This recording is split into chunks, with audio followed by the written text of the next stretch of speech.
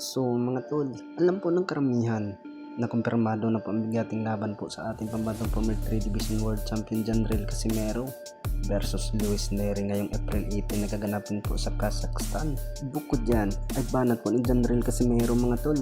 Napugot ulo daw ang mangyari ni Luis Neri sa laban na yan ngayong buwan ng April 18. At sa ngayon mga tol ay puspusa na po ang pag-iinsayo po ni Janril Casimero. Nakikita po natin sa video mga tol ay ginaya po ni Janril Casimero po ang galawan po sa ating pambansang kamao Manny Pacquiao. Ay sa ngayon mga tol ay magandang bakbakan po yan at marami ding nagsasabi at nag-aalala po kay Janril Casimero kung makuha ba daw po ang timbang sa 122 pounds sa super bantamweight division. At marami ding nag-aalala mga tol na parehas lang daw sila ni Luis Neri.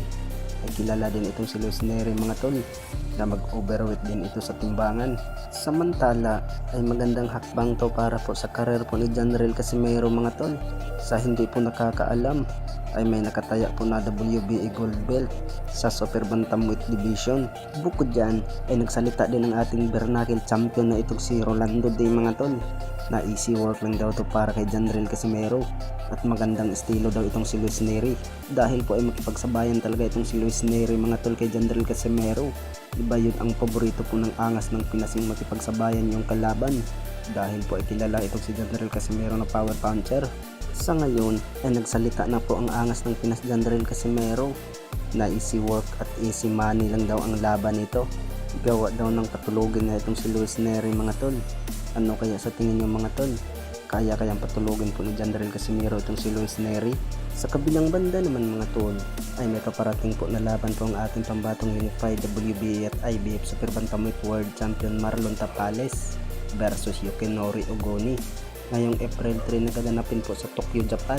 Sa hindi po nakakaalam mga tol ay ito po ang nakakalaban po ng angas ng Pinas Janril Casimero itong si Yukinori Ogoni kung saan po nauwi sa draw po ang laban dahil po sa accidental headbutt. Ngayon mga tol ay sila na po si Marlon Tapales na po ang maglaban. Ano kaya sa tingin ng mga tol?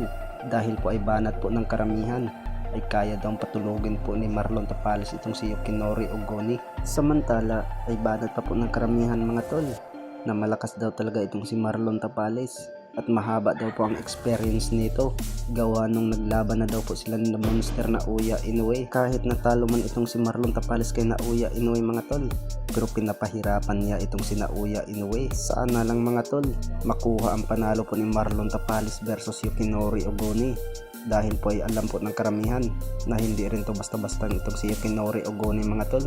Matibay din itong hapon na ito mga tol.